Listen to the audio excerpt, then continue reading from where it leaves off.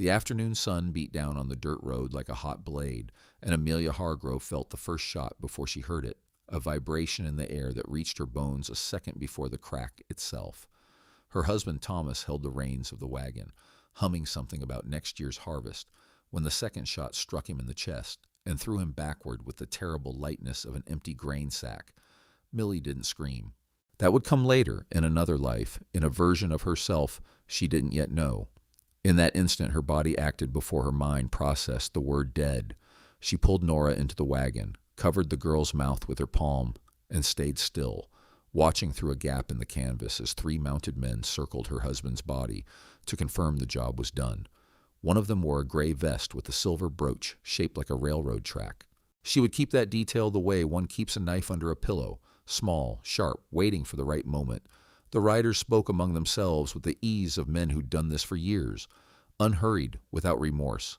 One of them kicked Thomas's boot to check if there was still life in him, and Millie felt Nora tense against her body, the little heart hammering so fast it seemed about to leap from the child's chest. "Stay quiet," she said, barely moving her lips. "Stay quiet, Mama's here." One of the riders dismounted and walked to Thomas's body, going through his coat pockets with the mechanical indifference of a man who'd done this before, on other roads, against other men who also had families waiting at home. He found only a few coins and a plain pocket watch, which he tucked into his own vest without hesitation, as if it were a natural part of the job. "Nothing important here," he told his companions, remounting. "The boss will be satisfied either way. The path's clear now." The words reached Millie's ears, distorted by the wind, but clear enough for her to understand.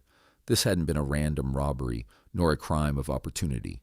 It had been a job, planned and paid for by someone who cared more about the path being clear than about the life of a man who only wanted to harvest wheat in peace. When the riders finally rode off, satisfied, she waited 100 heartbeats before moving. She climbed down from the wagon on shaking legs, grabbed the reins of the one horse that had survived the shooting unharmed, and mounted with Nora strapped to her waist by a leather belt torn hastily from the wagon's harness. She didn't look back. Looking back was a luxury that belonged to women who still had time, and time, she knew, had just become the scarcest resource of her life.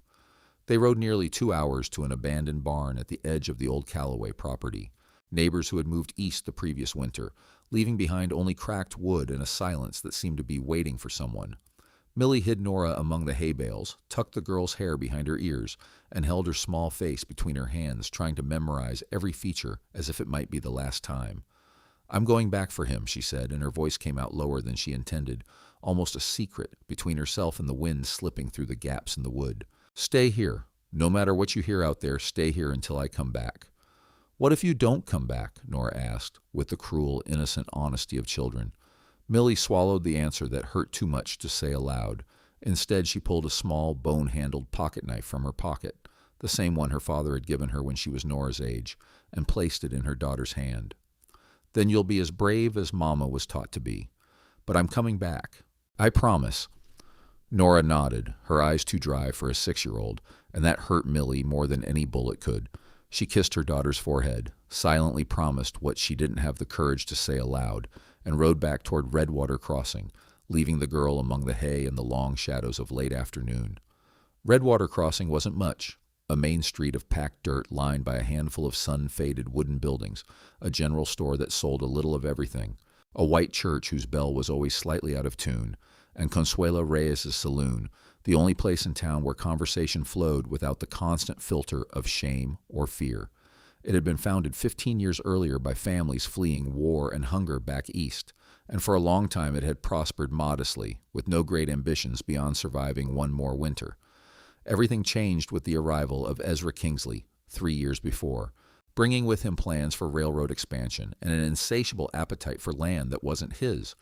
Bit by bit, farm after farm, forged debt after forged debt, he had become the most powerful man in the county, and no one, until that moment, had had the courage or the means to openly defy him. The town received Millie with its usual indifference, the blacksmith hammering metal on the anvil, 2 women trading gossip on the store's porch, a dog sleeping in the shade of the sheriff's post as if nothing in the world had changed. She walked into Sheriff Amos Dugan's office, with her skirt still dusty from the road and her face without a single tear, and that absence of tears seemed to bother the sheriff more than any crying would have. Dugan was a man with a thick mustache and a belly that spilled over his belt, and he listened to her with the expression of someone who already knew the end of the story before she finished telling it. "Robbery," he said, without lifting his eyes from the paper he pretended to fill out. "Bandits passing through. Happens more often than you'd think, unfortunately. There were 3 mounted men, Sheriff Duggan. They knew exactly where and when to wait. That's not a robbery in passing. It's a planned ambush. You're grieving, Amelia.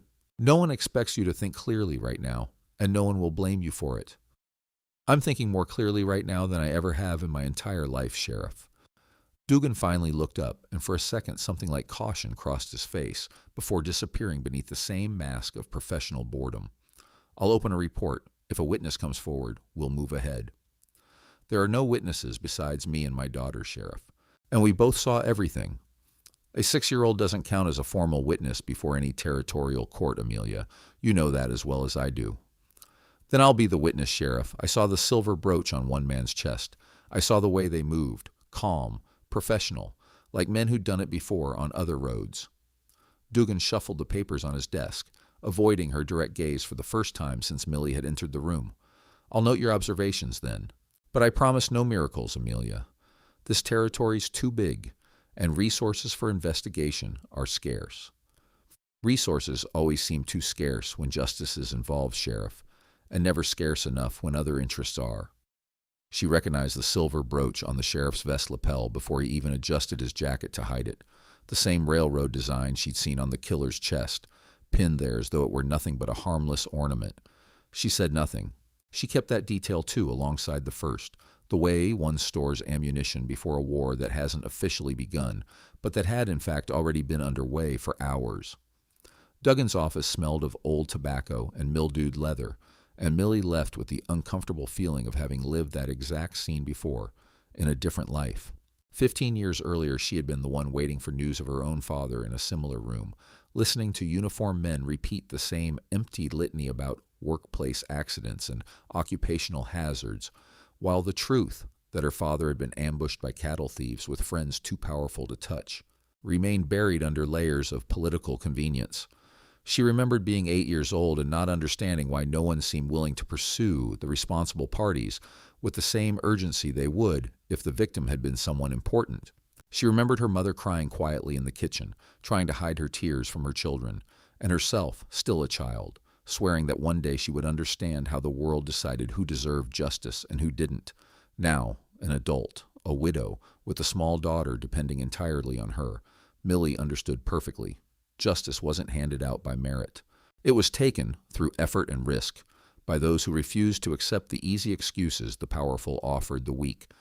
That night, sitting by the fire in the borrowed barn with Nora finally asleep on a pile of worn blankets, Millie took apart and cleaned the old Winchester rifle that had belonged to her father, the same sheriff who had died on duty 15 years before, chasing cattle thieves no one else wanted to chase.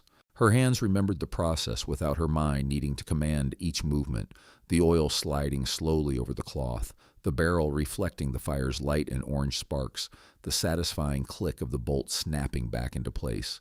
At 11 years old, she already knew how to clean a gun better than sew a dress, and her mother used to scold her for it, saying no decent man would marry a girl who smelled of gunpowder instead of lavender.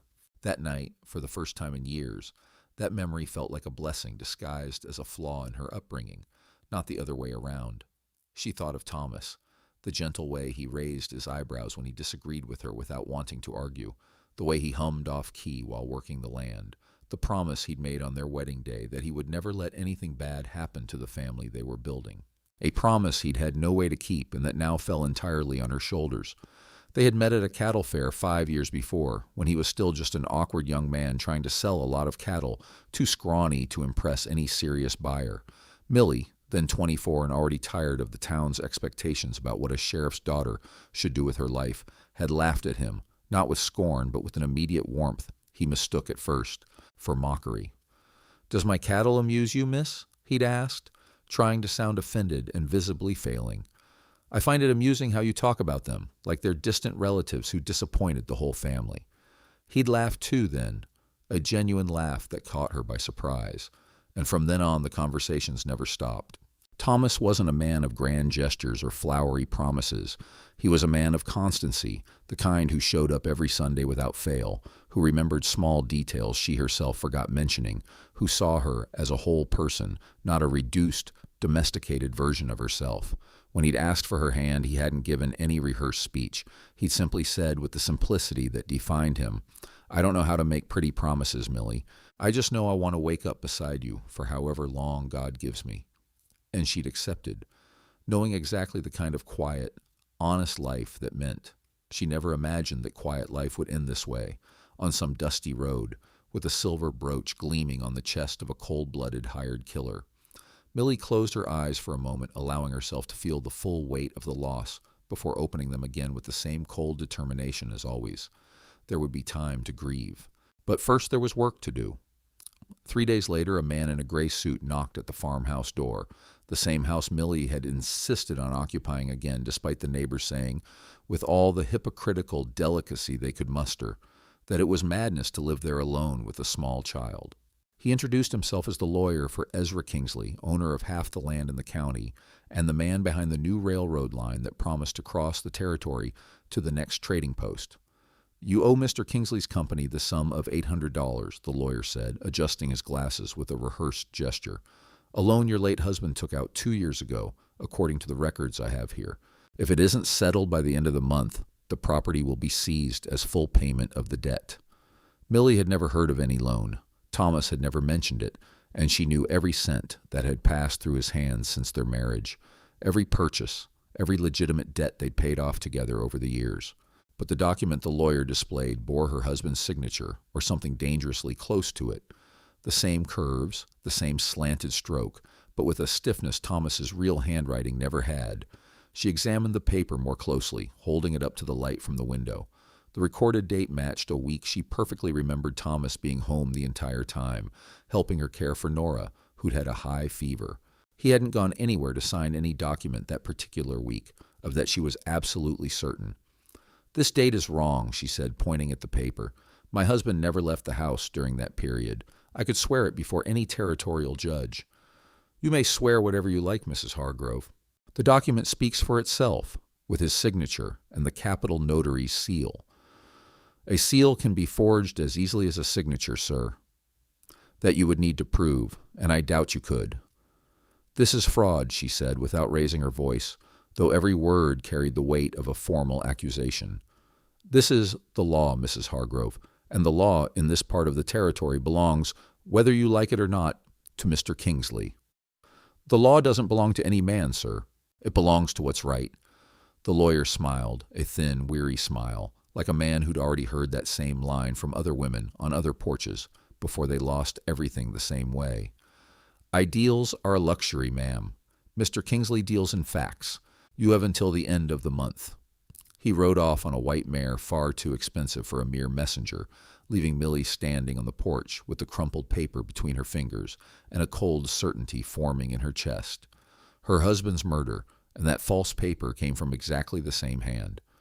That same afternoon, in his office at the railroad company headquarters, Ezra Kingsley received his lawyer's report with the controlled satisfaction of a man used to seeing his plans unfold exactly as expected. Kingsley didn't see himself as a cruel man for pleasure. He liked to think of himself as a visionary, someone capable of seeing progress where others saw only unproductive pastures and families too stubborn to understand the land's real value. "The widow will resist," the lawyer remarked, straightening the papers on the mahogany desk. "They all resist." "At first," Kingsley replied, pouring himself a glass of imported brandy. "Then they understand that resisting costs more than yielding. It was so with the Reyeses, so with the Pembertons, and it will be so with her, too." "And if she doesn't understand, sir?" Kingsley smiled, a thin smile devoid of any real warmth. "Then we'll help her understand, the same way we always help others understand." It was this same cold, almost administrative logic that drove every one of Kingsley's decisions. The land was worth more than the people living on it, and any human obstacle in the path of railroad progress was merely a logistics problem to be solved, never a moral question worth even considering. It was 2 days later, crossing the narrow ravine near the dry creek, carrying supplies bought on credit at the store, that Kingsley's men tried to catch her by surprise a second time. One of them jumped down from the rocks with the rifle already raised, but before he could fire, a well-placed shot dropped him from the cliff itself, the sound of a bullet coming from somewhere above and to the left, from a spot where Millie would have sworn no one stood seconds before. She pulled hard on the horse's reins, her heart racing, searching for the shot's origin with narrowed eyes against the dust kicked up by the dry afternoon wind. A man climbed down from the rocks with the calm of someone who'd done it hundreds of times before, no unnecessary urgency in his movements. Tall, broad-shouldered under a bounty hunter's coat worn by time and by roads, a powder-burned scar marking the left side of his jaw like a permanent signature from some old battle. "Silas Cutter," he said, touching the brim of his brown, unadorned hat in a gesture almost too formal for the moment. "You've got an interesting way of attracting unwanted attention." "I didn't ask for help, sir." "Noticed. Still, here I am, and the gentleman about to keep you permanent company on that cliff won't be bothering anyone else." Millie kept her hand near her holster while she sized him up, measuring every detail with the distrust that had become second nature in recent days. Former ranger, she'd conclude later from his upright posture, the way he swept the horizon before holstering his own gun, the habit of never staying completely still for more than a few seconds. "What do you want in return, Mr. Cutter?" No one risked their life for strangers without expecting something back. Justice? Mostly. And I'll confess, a dry roof now and then wouldn't be refused. "I don't need charity." "Good, because I'm not offering charity. I'm offering a deal. I track down who's behind this. You pay me in work and information, not money I know you don't have. I'll take food, a dry roof, and whatever you know about Kingsley and his methods." Millie measured the man for a long moment, the wind stirring fine dust between them, spinning small whirlwinds around their feet, and decided the offer was reasonable enough not to refuse outright, nor generous enough to trust blindly. "A dry roof, and nothing more than that for now." "Agreed. One more thing, Mr. Cutter. If I find out you're lying about your intentions, or if you try to make decisions for me about my own daughter or my own land, the deal ends right there, no discussion." "Understood. And for the record, I don't make a habit of lying about my intentions. It's a habit I learned to avoid after it nearly cost me my life once." "I'll remember that." She extended her hand, a formal gesture that seemed for a moment out of place amid the dust and the still warm bodies around them, but that sealed the agreement with more weight than any written contract could have. When they arrived at the farm, Nora watched the tall stranger dismount with the natural distrust of a child who'd learned, in the worst possible way, that not every armed man brought good intentions. She stayed hidden behind her mother for nearly an hour, peeking from behind her skirt until Silas, sitting in the yard, pulled from his pocket a small piece of wood he'd been carving for days and handed it to her without a word. It was a crude little horse, roughly finished, but recognizable enough to draw a small, hesitant smile from the girl's face. "Thank you," Nora said, still keeping a cautious distance. "You're welcome. Thought it might keep you company until I earn your trust for real, which might take a while."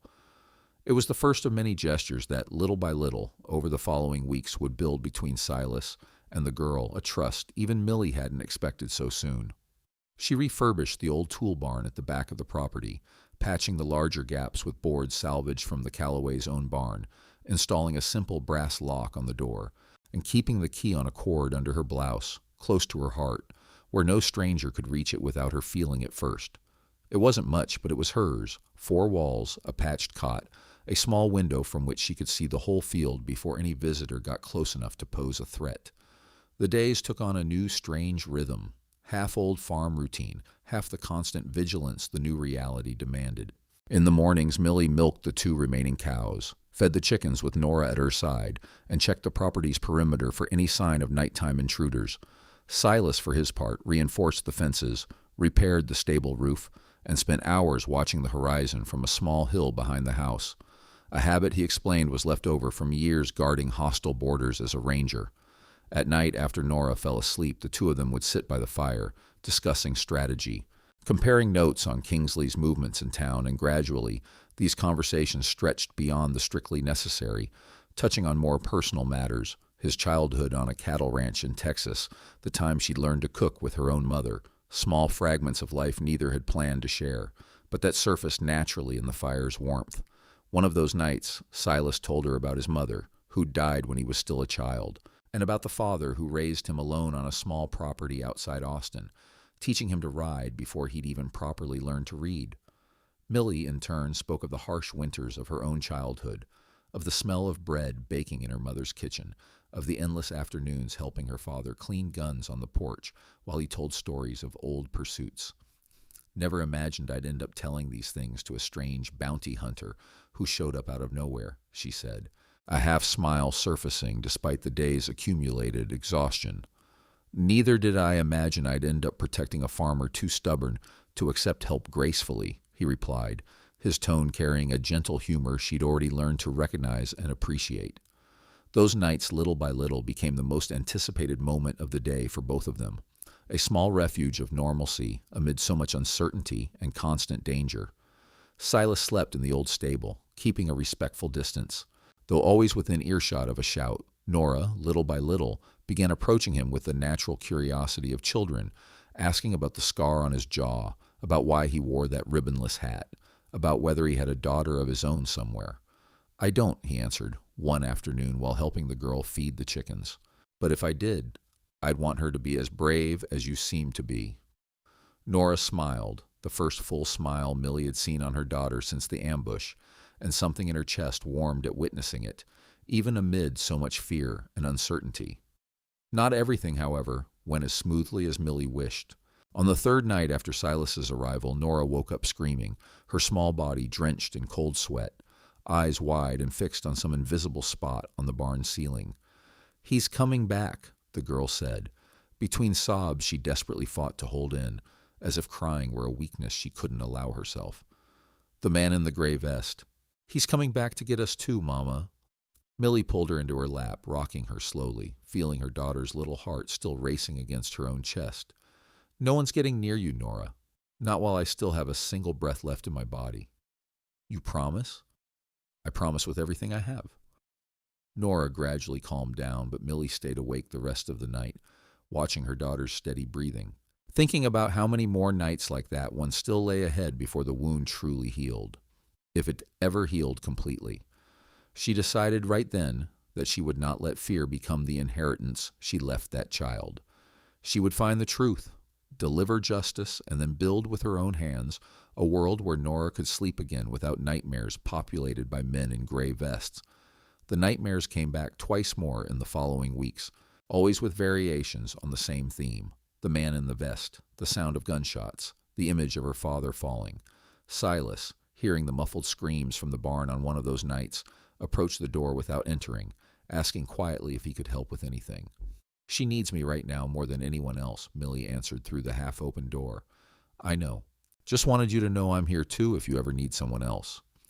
With time, and especially after Nora began spending afternoons helping Silas with small chores in the stable, the nightmares grew farther apart until they nearly disappeared entirely, not because the fear had been erased, but because little by little the girl was rebuilding the sense of safety the ambush had stolen from her. It was Consuela Reyes, owner of the town saloon and the only person in Redwater Crossing who never treated Millie as a widow, too fragile for uncomfortable truths, who brought the first genuinely useful lead. "Your husband drank here the night before he died," Consuela said, drying a glass with a worn cloth while watching the saloon door with heightened attention, as if fearing unwanted ears. "Didn't say much, but said enough. Said he'd buried a paper somewhere safe, a document that proved the true ownership of the land. Said if anything happened to him, that's where the answer would be waiting." Was he scared then? Did he know something might happen? "He knew he was dealing with dangerous people, Amelia. He'd gone to the territorial capital weeks before, said he needed to confirm some old family documents, papers going back to when my own father was still alive, back before any of this trouble ever started. Came back different, quieter, looking over his shoulder all the time.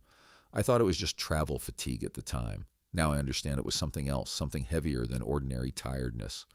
Why didn't he ever tell me any of this? Maybe he was trying to protect you until he was absolutely sure of what he was facing. Men do that kind of foolish thing sometimes, thinking carrying the weight alone is a sign of strength, when really it just multiplies the danger for whoever's left out of the secret, whoever's left standing in the dark, not knowing what's coming. Millie felt a pang of anger mixed with sadness. Anger at Thomas for keeping secrets, sadness at understanding exactly why he'd done it.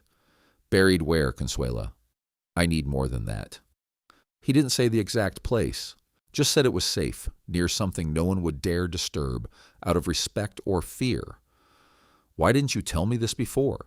Consuela lowered her voice further, her dark eyes carrying an old weariness. Because talking about secrets involving Kingsley in this town is signing your own sentence, Amelia. I'm only telling you now because you're already marked either way, and I'd rather you die knowing the truth than live without it. Consuela had her own reasons to hate Kingsley, reasons she rarely shared with anyone. Her husband, Jose Reyes, had owned a small pottery works on the edge of town before Kingsley arrived with purchase offers that quickly turned into veiled threats.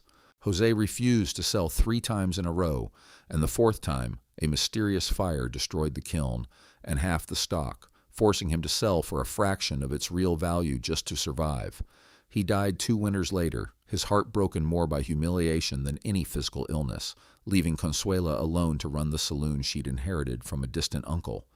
Everyone in this town has a story like yours, Amelia, Consuela said, tucking the now dry glass under the counter. The difference is most are too afraid to say it out loud. You don't seem to have that fear.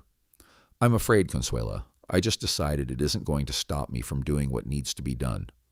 Then maybe you're the one this town's been waiting for years, without knowing it. Millie thanked her with a handshake that lasted longer than usual, a gesture that said more than words about the gratitude she felt. She brought the information to Silas that night, and the two spent hours discussing possibilities by the barn fire, the old abandoned well out back, the original barn before the renovation, the small family cemetery at the edge of the property. No clear answer emerged that night, but the certainty that the document existed changed everything. Now she wasn't just fleeing a vague, formless threat. She was hunting concrete proof that could bring Kingsley down entirely. The next day, Millie confronted Dugan a second time, this time in the middle of the main street, before enough witnesses that the sheriff couldn't simply ignore her or dismiss her with empty excuses. I know you take money from Kingsley, she said, loud enough for the store's customers to stop shopping and turn to watch. And I know the brooch on your vest is the same one I saw on the chest of the man who killed my husband in cold blood. Dugan paled for a moment, his eyes darting down the street to calculate how many people were hearing this, before recovering his composure with the cold anger of a man feeling publicly cornered for the first time in years. Careful what you insinuate in a public square, Amelia. Accusations without proof can cost dearly in a small town like this. I'll have proof, Sheriff. It's only a matter of time, and when I do, it won't be Mrs. Hargrove coming to beg you for justice. It'll be the entire law of the territory coming here to demand answers. You're alone in this war, Amelia. Think carefully before you continue. I'm not as alone as you'd like me to be, Sheriff. Dugan stepped forward, lowering his voice so only she could hear clearly. You have no idea what kind of man you're dealing with, Amelia. Kingsley's buried bigger problems than you without losing a night's sleep. So you admit there are problems to bury. Dugan's face hardened, realizing too late his own slip. I admitted nothing. I'm simply advising you for your daughter's sake to let this matter die with your husband. My husband isn't going to die twice, Sheriff, and I'm not stopping until the whole truth comes out, whatever it costs. She walked away without waiting for a reply, feeling the street's stares on her back like fine needles, some of pity, others of veiled suspicion, one or two, perhaps, of silent admiration no one would dare voice aloud in that fear-ruled town. In the weeks that followed, Silas trained her with a discipline bordering on necessary cruelty, timed shots against Consuela's borrowed pocket watch, reloading under time pressure, the rigid habit of never turning her back on an open door or an uncurtained window. Millie already knew how to shoot. Her father had seen to that long before Thomas entered her life, teaching her behind the property when she was still just a braided hair girl. But there was an abysmal difference between shooting cans lined up on an old fence and shooting knowing her own daughter's life depended directly on that aim. Don't think about the target, Silas said one afternoon, adjusting the position of her elbow with a brief, strictly professional touch. Think about what comes after the shot. That's where most people hesitate, and it's hesitation that kills, not bad aim. You talk like someone who's seen a lot of people hesitate. I have, and I've seen what happened to them afterward. There was a day in the second week of training when Millie simply couldn't hit anything. Her hands shook for no apparent reason. The shots went wide by meters, and accumulated frustration exploded all at once, her eyes welling with anger at herself. I can't do this, she said, throwing the gun to the ground with a rough gesture. Weeks of training, and I still miss shots a child would make. Silas said nothing right away. He simply picked the gun up off the ground, carefully wiped off the dust, and handed it back to her. You didn't miss because you're a bad shot, Millie. You missed because you're tired, afraid, and carrying too much weight on your shoulders alone. That's not weakness. It's just being human. I can't be human right now. I need to be capable. You can be both at once. No one said courage means having no fear. It means continuing despite it. She took a deep breath, picked up the gun, and the next day went back to training with the same discipline as before. The moment of weakness kept as a reminder that it was also allowed to stumble, as long as she got back up. Between training sessions, the two kept investigating the possible hiding places suggested by the pastor's incomplete map. They spent an entire afternoon turning over loose stones around the old abandoned well, finding nothing but spider webs and a rusted bucket. They also searched the foundations of the original barn before the renovation, tearing out rotten boards with their bare hands until their fingers bled from splinters, only to find the space underneath had been empty for decades. We're looking in the wrong place, Silas said, sitting exhausted on a fallen log, wiping his sweaty forehead with the back of his hand. Or we're interpreting the words wrong. Buried where someone already rests can mean different things to different people. The pastor thought it was about faith. What if it's about something else? An animal, maybe. Plenty of people bury dogs and horses in specific spots on their land. Millie considered the possibility but shook her head slowly. Thomas wouldn't have risked a secret that big in a dog's grave, Silas. He was too careful for that. It needs to be a place he knew, with absolute certainty, no one would touch. It was that very same conversation, replayed almost word for word weeks later in front of Pastor Whitfield, that would finally trigger the right revelation. But that particular afternoon, the two returned home empty-handed, tired and frustrated, not knowing the right answer still had a way to go. Millie repeated the motion until her shoulders ached, sweat trickling down her neck under the relentless afternoon sun, and when she finally hit 5 bottles in a row without a noticeable pause between shots, Silas nodded once, the kind of restrained praise he seemed to reserve for rare, earned occasions. There was no romance between them yet, only the mutual recognition of growing competence. But Millie noticed, annoyed with herself, that she'd begun looking forward to those training moments with more eagerness than she'd like to admit even to herself. There was something comforting in Silas's steady presence, something she hadn't felt since long before Thomas's death, maybe not since before the marriage itself, back when she still believed the world could be simple, on one of those afternoons. While they cleaned their guns side by side in the barn's shade, she finally asked what she'd been putting off for days. "Why did the Rangers dismiss you, Silas? A man with your aim isn't discharged over some small matter." He took a while to answer, fingers working mechanically with the cloth against the barrel's metal. "A captain ordered me to execute an unarmed prisoner, a young man accused of horse theft who'd already surrendered hours before. I refused. Said that wasn't justice, it was murder, with an official seal. I was discharged the following week, accused of insubordination." "And the young man?" "Executed anyway by another man 3 days later. I learned in that moment that there's an enormous difference between following orders and doing what's right, and that most institutions prefer the former to the latter." Millie stayed quiet for a moment, taking in the story, understanding better why that man seemed to carry such a rigid, almost inflexible moral code. "That explains why you agreed to help a stranger without charging anything more than food and shelter." "That explains exactly that. But there's more, if you want to hear it." She nodded, and he continued, his voice lower now. "After I was discharged, I spent a while bounty hunting, without much purpose beyond surviving. It was on one of those hunts that I saw a man like Kingsley, another baron, another company, the same ruined town left behind him. I saw whole families evicted, an old farmer hang himself in his own barn because he saw no other way out. I did nothing at the time. Not my problem, I told myself. When I heard the shots on the road and saw you running with the girl, I decided I wouldn't make that same mistake twice." "So this isn't just about abstract justice for you?" "Never was.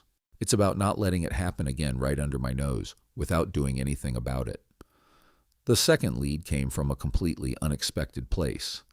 Pastor Ezekiel Whitfield, a thin man whose eyes were always lowered during Sunday sermons, sought out Millie after a service, waiting patiently until the church emptied completely, and only the two of them remained among the wooden pews. "Your husband entrusted me with something, weeks before he died," he said, his voice trembling more from fear than old age. "A piece of paper, a rough map drawn in haste. He said I should keep it until he came for it, or until someone he trusted asked for it directly." "And you're giving this to me now, after weeks of silence, Pastor?" "I was afraid, Mrs. Hargrove. Kingsley funds half this church's renovation, and without that money, I have no way to keep the doors open for this entire congregation." Whitfield had arrived in Redwater Crossing 7 years earlier, fleeing a past he rarely mentioned, something about a previous congregation in Kansas that dissolved amid a financial scandal that wasn't exactly his fault, but that marked him deeply enough that he never again risked direct confrontation with powerful men. He'd known Thomas Hargrove in the first months of the couple's marriage, baptized Nora as a baby, and had always nurtured, silently, a genuine fondness for the family he now found himself forced to betray through his own omission. "I'm not here to judge you, Pastor. I just need the truth." "I know that. And that's exactly why I decided to come, despite everything I stand to lose." Millie took the yellowed paper from the pastor's trembling hands, feeling its fragile texture against her fingers. It was an imprecise sketch, symbols that seemed to refer to a specific point on the property. A circle, a small cross, a wavy line that might represent the dry creek. But the final piece, needed to decipher it completely, was missing.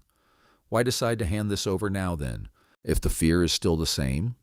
"Because last night Kingsley's men came to my house asking insistent questions about you, about what you'd been investigating. I realized right there that silence isn't going to protect me forever, Mrs. Hargrove. I'd rather risk my immortal soul telling the truth now than lose it completely by hiding it out of cowardice." She thanked the pastor with a firm handshake, feeling the renewed weight of the responsibility she carried, and left the church with the map carefully folded inside her coat, beside a heart beating harder with every new lead that crossed her path. Before Kingsley's violent response, there was a subtler attempt. A messenger arrived at the farm one bright, sunny morning, bearing a proposal on expensive letterhead. Mr. Kingsley would be willing to fully forgive the debt and even offer a generous sum of money if Mrs. Hargrove agreed to voluntarily sell the property and leave the county without fuss. "Tell your boss," Millie replied without even opening the sealed envelope, "that he can keep the money to pay his own lawyers because he's going to need them soon." The messenger left visibly unsettled, and Silas, who'd watched the scene from the porch, remarked with a half-smile, "That's not going to sit well with him." It wasn't meant to sit well. It was meant to make clear there's no price for what he did. Then be ready. Men like Kingsley only turn to violence when money fails to buy the silence they need. Kingsley's response came faster than Millie expected, and more painful too. That same night, a red glow lit the horizon east of the house, tinting the low clouds a sickly orange. Half the pasture was on fire by the time she and Silas arrived on horseback, the flames already too high to contain alone with improvised buckets. They worked side by side until dawn, beating wet blankets against the flames, digging earth trenches with their bare hands to stop the fire's advance toward the renovated barn. The heat was nearly unbearable a few feet away, the crackling of dry vegetation sounding like a cruel, constant laugh, and more than once Millie felt the air too hot to breathe deep, her lungs protesting with every gulp. "More dirt here," Silas shouted, pointing to a still intact strip of grass threatening to carry the fire to the back fence. Millie dug with her bare hands when the shovel handle broke under the rush, feeling the earth pile up under her nails, her arms aching from effort that seemed endless. At one point, a taller flame licked dangerously close to her sleeve, and she pulled back in time, her heart racing, realizing how much worse that night could have ended. Nora watched it all from the small window, eyes wide with fear, but strictly obeying the order not to go outside for any reason. Every so often, Millie would glance toward the barn just to confirm the small silhouette was still there, safe, and that repeated confirmation was the only fuel keeping her on her feet when exhaustion threatened to win. When the last embers finally went out under the gray dawn light, both were covered in soot and deep exhaustion, their lungs burning from inhaled smoke, and Millie felt for the first time since Thomas's death the full weight of what she had lost. Not just her husband, but the fragile illusion that this land could still be a safe place to raise a daughter alone.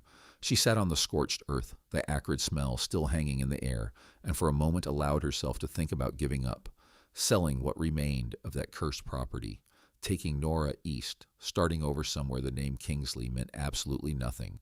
She thought of letters she could write to a distant cousin in St. Louis, of how much she might get selling the remaining cattle, of how much easier and simpler it would surely be to simply disappear from that county entirely and let Kingsley believe he'd won for good. No one would blame her. She wouldn't even be able to blame herself for choosing her daughter's safety over some abstract principle of justice. But then she thought of Nora, sleeping too peacefully for a child who'd seen her father murdered just weeks before, trusting blindly that her mother would find a way to make the world safe again. She thought of the silver brooch, the forged paper, the lawyer's calculating smile. She thought finally of what it would be like to live the rest of her life knowing she'd fled at the exact moment the truth was within reach. "I won't judge you if you want to leave," Silas said, sitting beside her without touching her, respecting the space she needed in that moment. "No one would have the nerve to blame you for choosing your daughter's safety above all else. I blame myself for the rest of my life if I let that man win, without even trying to resist to the end." "Then we're not giving up." "No, Silas, we're not.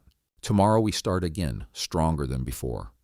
He nodded, and the two sat in silence for a few more minutes, watching the sun rise over the blackened pasture, the smell of smoke still soaked into their clothes, but something inside Millie already reorganized, steadier than it had been the night before. It was Whitfield himself who brought the final piece of the puzzle 3 days later, finding Millie at the market with her face still marked by guilt and the weight of her own conscience. "There's one more thing I need to confess, Mrs. Hargrove," he said, pulling her toward a discreet corner among the vegetable and fabric stalls. "Your husband didn't just say buried. He said buried where someone already rests. At the time, I thought it was just a religious metaphor, something about faith and spiritual burial. Now I understand he meant it literally, word for word." Millie's blood ran cold as she finally understood the complete meaning. The small family cemetery, her own father's headstone, the one place on the property no one, not even Kingsley's most desperate henchmen, would dare disturb out of old superstition or respect for the dead. He chose to hide it there on purpose, she said, more to herself than to the pastor. He knew I'd understand eventually, even without saying it in so many words. "Your husband trusted your intelligence deeply, Mrs. Hargrove. He said once that you were the most capable person he'd ever known, man or woman." The words caught Millie by surprise, a knot forming in her throat that she fought to hold back in front of the pastor. It wasn't the time to cry. There was still work to finish. But the memory of Thomas speaking of her that way, at some moment she'd never known, both hurt and comforted her at once, in a mixture only true grief can produce. That night, under a moonless sky, she and Silas dug beneath the weathered headstone with their bare hands, by the light of a single lantern shielded from the wind, sweat trickling despite the night chill, until Millie's nails finally struck wood beneath the turned earth, a small box carefully sealed with melted wax containing the original deed to the land, signed and officially stamped by the territorial government years before any supposed debt had ever existed on paper. She opened the box with trembling fingers and read every line of the document by the lantern's faint light, confirming date by date, signature by signature, until she was absolutely certain she held there the definitive proof of Kingsley's entire fraud. "It's real," she said, her voice nearly breaking with combined relief and exhaustion. "It's all real, Silas. He's finally going to answer for it, after everything. We need to be careful with the next step. A document like this is worth more than gold to Kingsley, and desperate men do unpredictable things when they realize they're about to lose everything they built. I know that. But I'm not waiting hidden anymore, Silas. I've already waited too long while he walked free."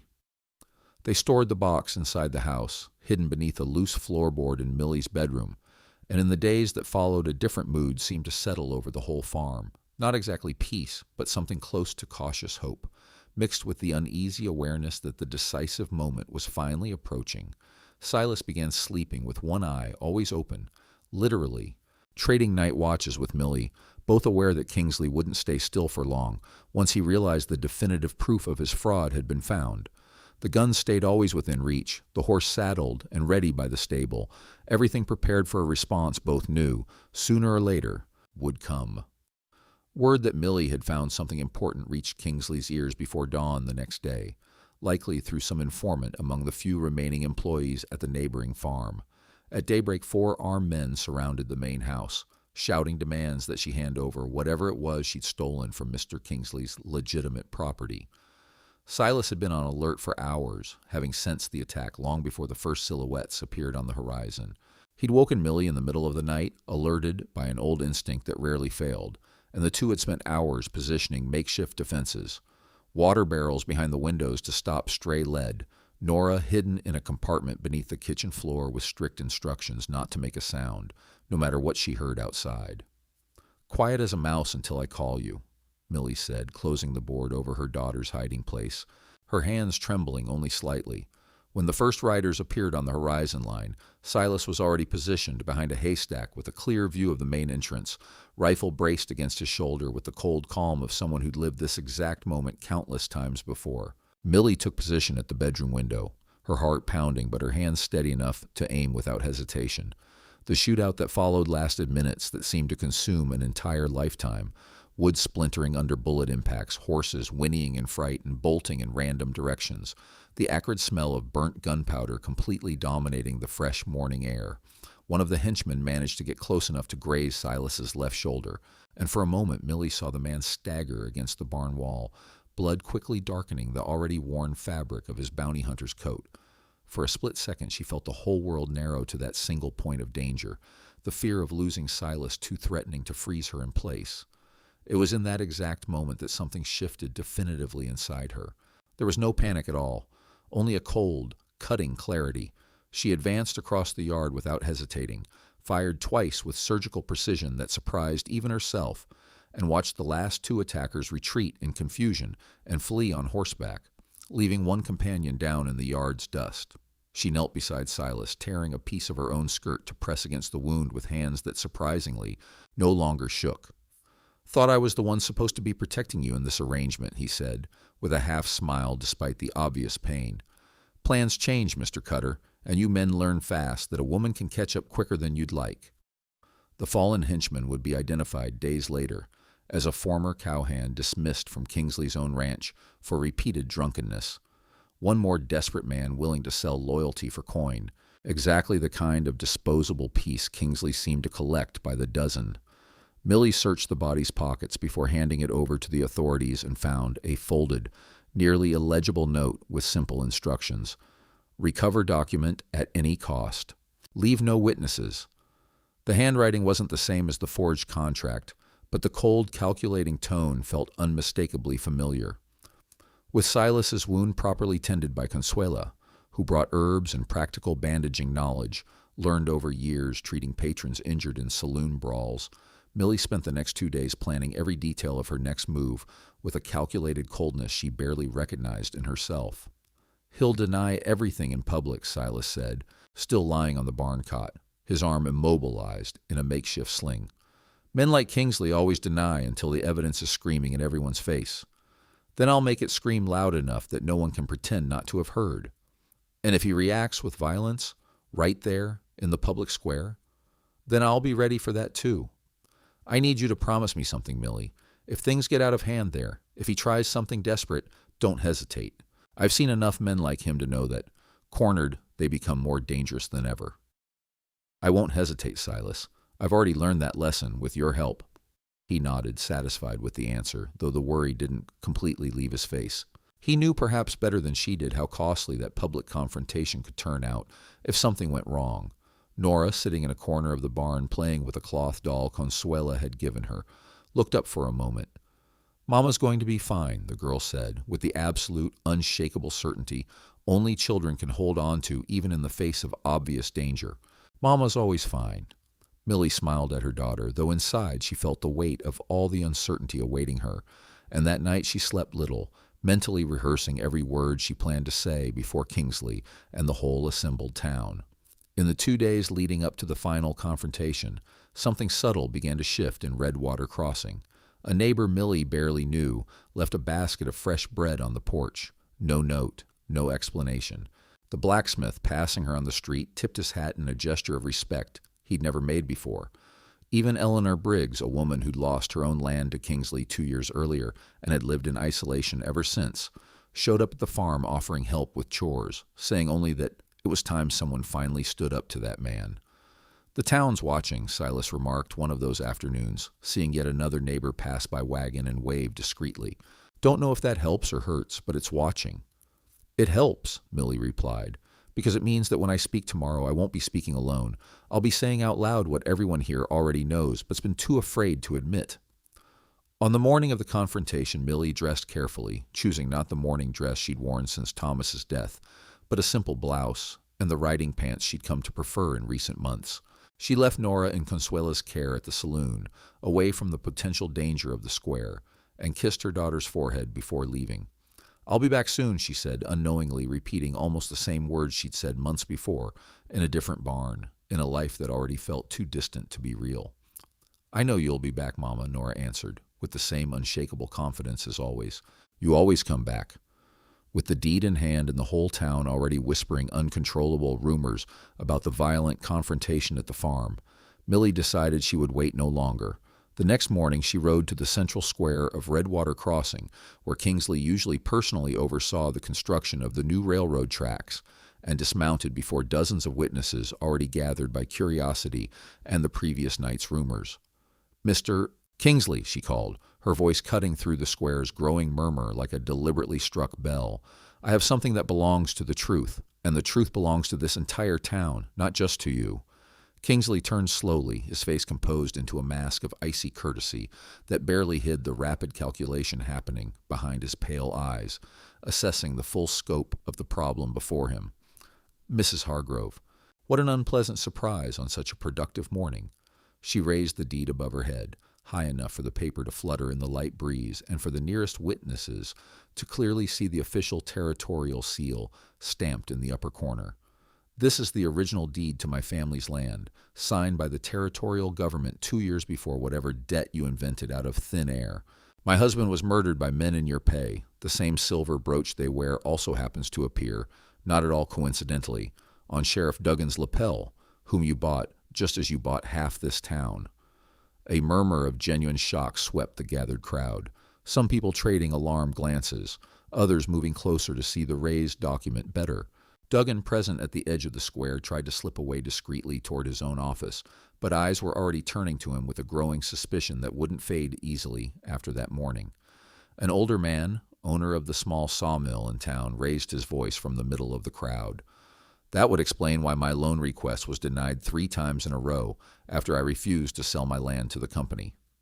A woman, holding a baby, added, "And why my husband never got work again after testifying against one of Kingsley's foremen last year." The weight of voices piling up one after another seemed to grow like a wave threatening to swallow Kingsley whole, right there, in the square, before everyone he believed he controlled through fear. "There's no proof of anything here but an old yellowed piece of paper," Kingsley said, his voice still superficially controlled, but his fingers gripping the head of his cane with a force that betrayed the real nervousness beneath the composure. "A piece of paper doesn't prove any murder, Mrs. Hargrove. You're desperate, grieving, seeing conspiracies where there's only coincidence."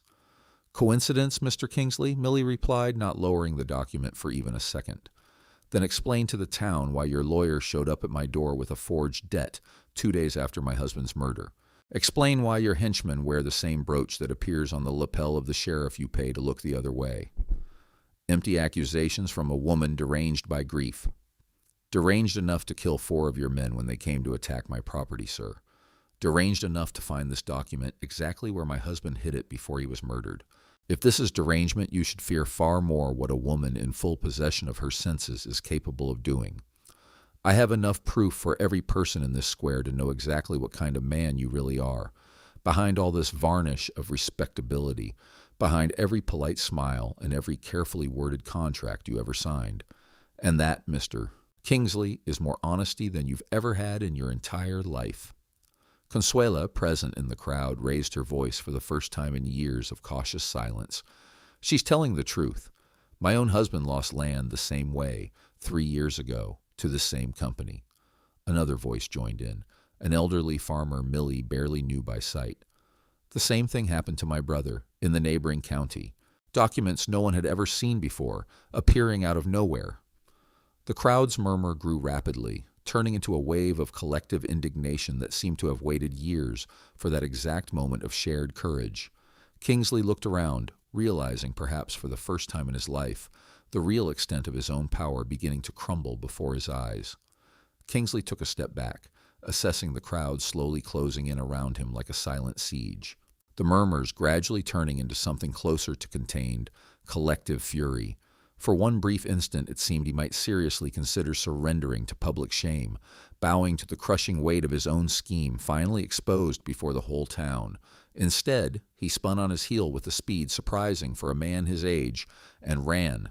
The entire crowd let out a mix of shouts and shocked murmurs, some men even stepping forward as if considering stopping the escape with their bare hands, but hesitating at the possibility that Kingsley might still be armed. Dugan, taking advantage of the general confusion, tried to disappear down a side alley, but two burly farmers surrounded him before he could escape, holding him by the arms until the new interim sheriff could take formal custody. Not toward the relative safety of his private office, but toward the railroad station a few yards away, where a freight train waited to depart east, carrying a considerable portion of his personal belongings, and Millie suspected immediately upon seeing the man's desperate haste additional documents he hoped to use to rewrite the whole story in his favor in some other county, far from the reach of territorial justice. "He's going to escape with the rest of the evidence," she shouted, already running after him through the square, gently pushing aside people blocking her path. Silas, still with his shoulder bandaged under his coat, tried to follow with hurried steps, but the recent wound slowed him enough that Millie reached the tracks first. Out of breath, her heart pounding against her ribs. "Don't go alone," he said, catching up to her for a moment, his voice carrying a genuine urgency she rarely heard in his usually controlled tone. "Wait for reinforcements, wait for the territorial sheriff, wait for anything but this, Millie." "I've already waited too long, Silas. Every minute he gains now is a minute closer to getting away completely after everything he's done." She mounted her own horse in one fluid motion and rode off at a gallop along the newly built tracks, chasing the locomotive slowly gaining speed toward the ravine where the railroad line was still incomplete. Behind her, Silas mounted too, ignoring the throbbing pain in his still wounded shoulder, pushing his own horse to a gallop that threatened to exhaust the animal before its time. He shouted her name more than once, but the wind and the locomotive's roar swallowed whatever answer Millie might have offered. He watched the distance between the two horses grow with every minute, her silhouette shrinking against the dusty horizon, and felt, for the first time since he'd known her, a genuine fear of arriving too late to stop a tragedy. "Come on, girl," he told his own horse, digging his heels in harder. "We can't lose her now." The wind cut across Millie's face with growing force as she pushed her horse to match the machine's ever-increasing pace, hooves beating an almost impossible rhythm against the uneven ground beside the freshly laid tracks. Ahead, she saw Kingsley appear on the platform of the last car, revolver in hand, his face twisted in an expression mixing pure desperation and cold calculation at once. "It doesn't have to end this way, Mrs. Hargrove," he shouted over the constant roar of the locomotive. "We can still negotiate some kind of arrangement between us. You killed my husband in front of our 6-year-old daughter. There's no negotiation in this world that can erase that." She reached the final car in a desperate lunge and leapt from the moving horse, grabbing the rusted iron railing with enough force to tear skin from her palms in the process. Kingsley fired twice in quick succession, missing by inches on the first attempt, the second shot tearing splinters of wood dangerously close to her head. Millie answered with 2 precise, calculated shots, one of them striking his revolver directly and knocking it from his hand with a metallic crack that echoed through the narrow ravine. The train gained speed with every passing second, jolting violently over still poorly settled tracks, and Millie had to grab a metal rod to keep from being thrown off the car on a sharper curve.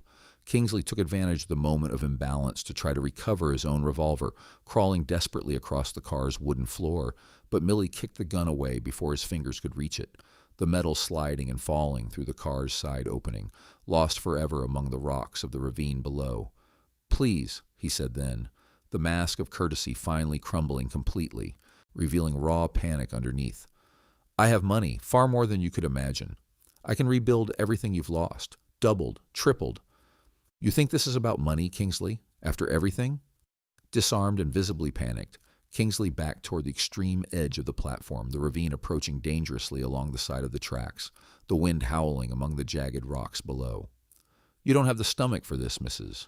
Hargrove, he said desperately, trying to regain control of his trembling voice. You didn't have the stomach to face my husband before having him murdered like a coward from behind. Don't you dare compare me to your cowardice. Then what do you want exactly? Seeing me dead? Is that going to bring your husband back? Erase what already happened? No, but it'll make sure you never do this to another family, on another road, in whatever other county you thought you could flee to. Kingsley glanced back at the ravine drawing dangerously close, then at Millie, weighing perhaps for the last time whether there was any way out that didn't involve accepting his own defeat. You don't have it in you, Hargrove. Women like you cry, pray, beg God's forgiveness. They don't kill in cold blood. You confuse kindness with weakness your whole life, Kingsley. That same mistake, made over and over again with every family you crushed, is what brought you here, on these tracks, with nowhere left to run. The final confrontation lasted only a few seconds that stretched in Millie's distorted perception, like whole hours of unbearable tension. Kingsley made a desperate lunge forward, perhaps hoping to disarm her hand to hand, perhaps driven only by the animal panic of someone who feels their own death approaching inevitably. Millie didn't hesitate for even a second. The final shot echoed through the whole ravine, mixing with the distant mournful whistle of the locomotive continuing on its way. And Kingsley fell onto the tracks with a dull thud, his body remaining completely still as the train continued its slow, inexorable march toward the still incomplete ravine ahead. Millie stopped her horse at the edge of the tracks and dismounted slowly, her legs shaking for the first time in weeks, not from fear, but from the sudden, overwhelming weight of everything that had happened since that first fateful shot on the road. She stood before the body for a long, silent moment, feeling no remorse at all, but also without the hollow, cruel satisfaction she'd imagined feeling in that final instant. There was only a deep, strange silence inside her, the kind of inner stillness that exists only after an old debt is finally paid in full, down to the last cent collected in blood. Silas reached her minutes later, his horse sweating and winded from the effort, and dismounted beside her without saying a single word, only placing his hand on her shoulder with an unexpected gentleness that strongly contrasted with everything they'd faced together up to that moment. "It's over," he said finally. "It's over," she repeated quietly, the words sounding strange in her own mouth after so many weeks of constant war. Back at the farm 3 days later, with Dugan already in custody of the territorial marshal, who'd arrived in response to the growing rumors coming out of Redwater Crossing, Millie dug a small space beside her father's weathered headstone and buried there the old Winchester that had accompanied her since childhood, the same rifle she'd carefully cleaned on the first night of grief, over the still warm body of the tragedy itself. Pastor Whitfield came to visit her that same afternoon, finding her still kneeling beside the two headstones, her father's and the makeshift one for Thomas, raised months before in a quiet corner of the property. "I came to ask forgiveness, Mrs. Hargrove, for the time I stayed silent, for the fear that kept me from acting sooner." "You came in the end, Pastor. That counts for something." "I'd like to believe that. I still intend to keep serving this congregation, if you don't object, and I promise I'll never again let fear speak louder than conscience." "I don't object, Whitfield. We all deserve a second chance, as long as we use it right. I intend to use my sermons from now on to remind this congregation that silence in the face of injustice is also a form of complicity. Maybe, if I'd said that sooner, other families would have found the courage before losing everything. What matters is saying it now, Pastor. The rest time takes care of healing, little by little." He nodded, visibly relieved, and the two stood in silence for a moment before the headstones, two different survivors of the same silent war that had plagued that county for far too long. It wasn't a gesture of surrender. She would keep other weapons, would learn to live fully as the strong woman she had become through those terrible weeks, but a silent, necessary acknowledgement that this particular phase of her life, the phase of pure, nameless vengeance that had consumed her completely, had finally reached its natural end. "Will you be all right after all this?" Silas asked, watching her close the turned earth over the gun with her own hands. "I'll be different," she answered, slowly straightening her back as she rose from the ground. "I think that's the closest thing to all right I can reach for now, and maybe that's enough." That same week, Millie watched, from a distance, Nora sitting beside Silas on the barn steps, both absorbed in some task the girl was taking very seriously. "What are you two doing?" she asked, approaching slowly. "Silas is teaching me to tie knots," Nora answered, proud, showing off a tangle of rope that barely resembled a real knot. He says every brave girl should know how to do this. That's true, Silas confirmed, without looking up from the work. You never know when a good knot might save someone's life. Millie felt something warm in her chest watching the scene, the ease with which that man, practically a stranger just weeks before, fit into her daughter's routine without forcing anything, without trying to occupy a space that wasn't yet his. It was a different kind of strength, she realized, not the strength of someone imposing presence, but of someone simply showing up, day after day, until presence becomes a natural part of the landscape. He nodded without pushing her for more than she was ready to offer in that delicate moment, and it was she who, a few days later, sitting on the porch watching the sunset, found the words first. What's happening between us, Silas, has a name.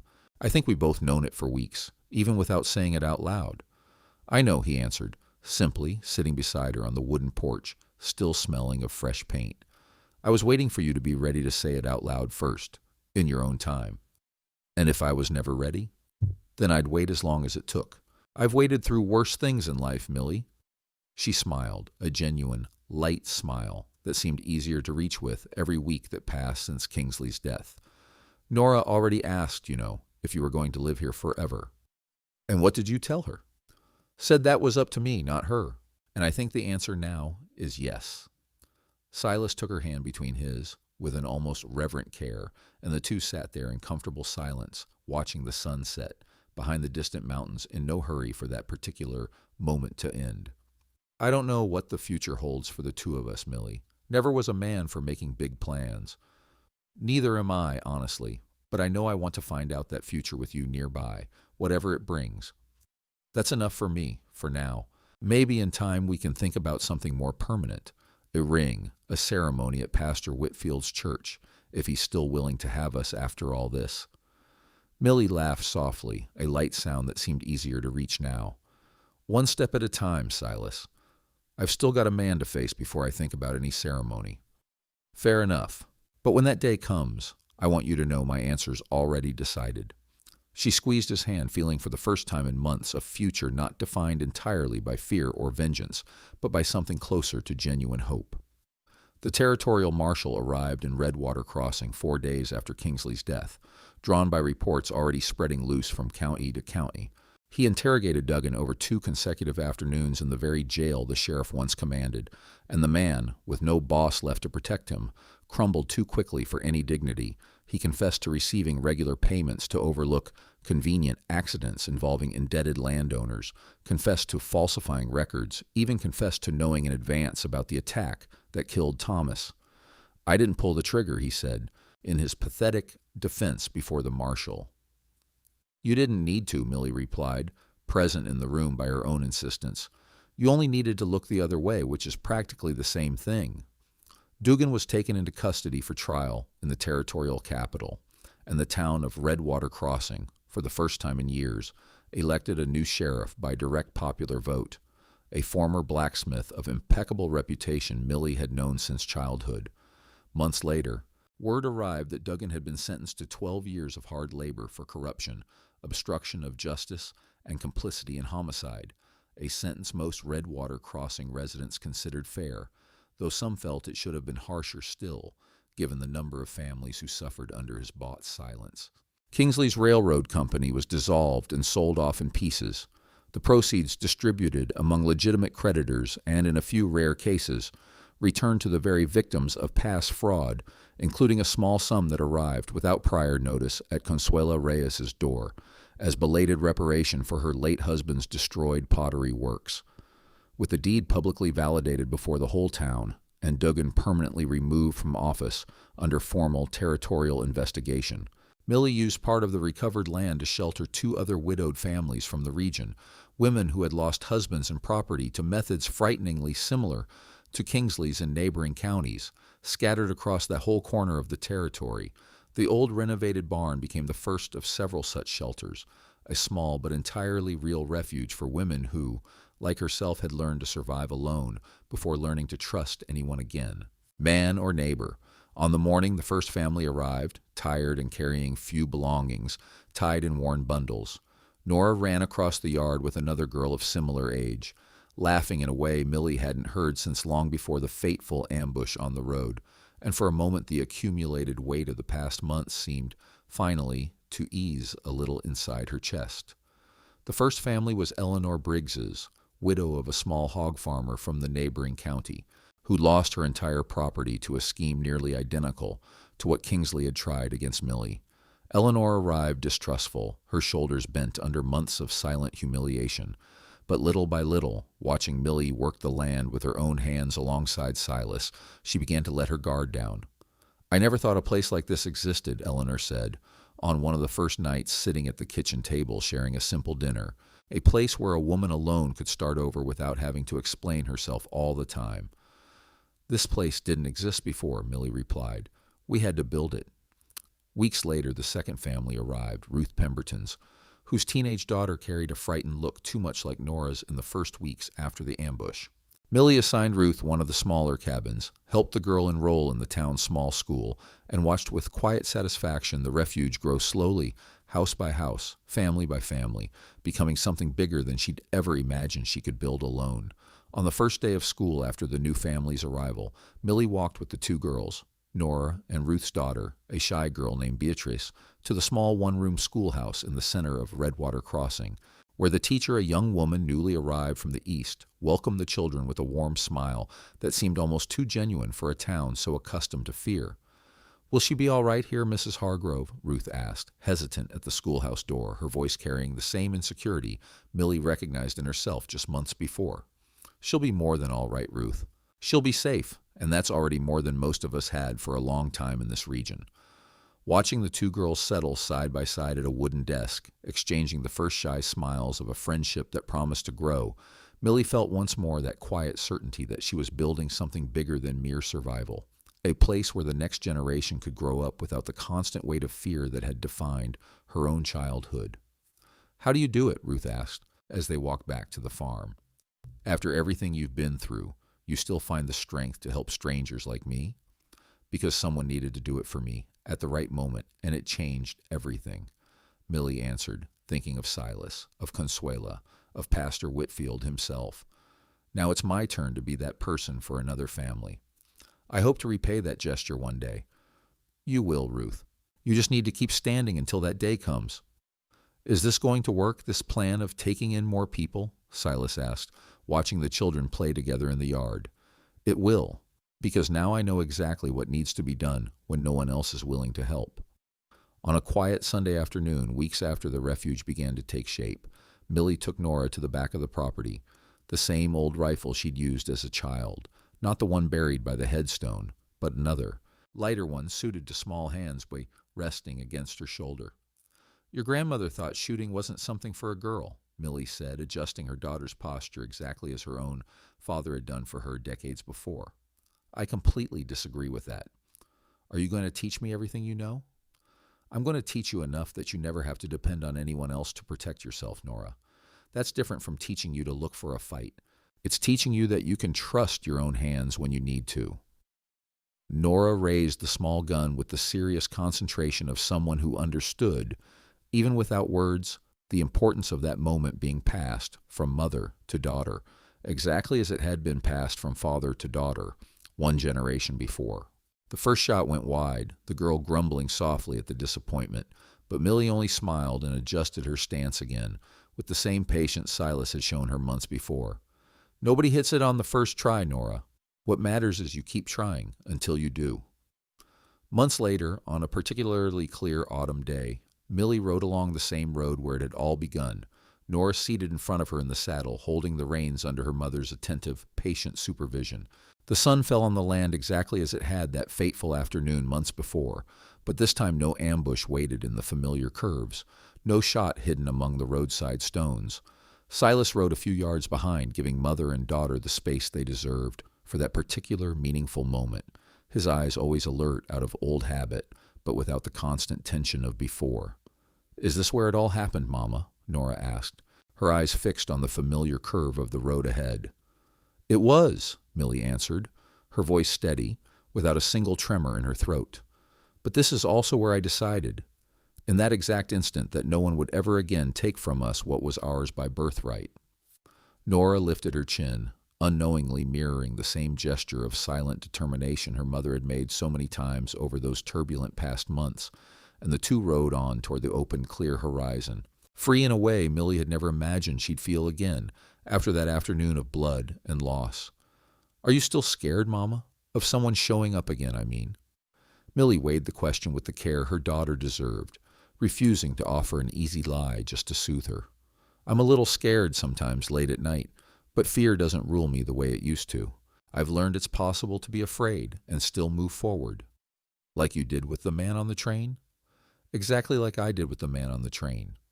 They stopped for a moment at the exact spot where the wagon had overturned months before, the ground now covered by new grass the autumn rain had brought, with no visible trace of the tragedy that had happened there. Millie dismounted, helped Nora down too, and the two stood side by side, looking at that patch of earth that had once meant so much suffering, and now seemed just another ordinary stretch of road, indistinguishable from any other. "Your father would have loved to see who you're becoming," Millie said, stroking her daughter's hair. "Would he have liked Silas?" Millie smiled, glancing back over her shoulder to where the man waited patiently a few yards away, respecting that moment as belonging to the two of them alone. "I think so. I think he'd have understood perfectly." They mounted again, and the three rode on together toward the farm, the sun beginning to sink on the horizon in shades of orange and gold, lighting the land Millie had fought so hard to keep, the land that now sheltered not just her own rebuilt family, but whole other families who had found there a fresh start no one else had been willing to offer.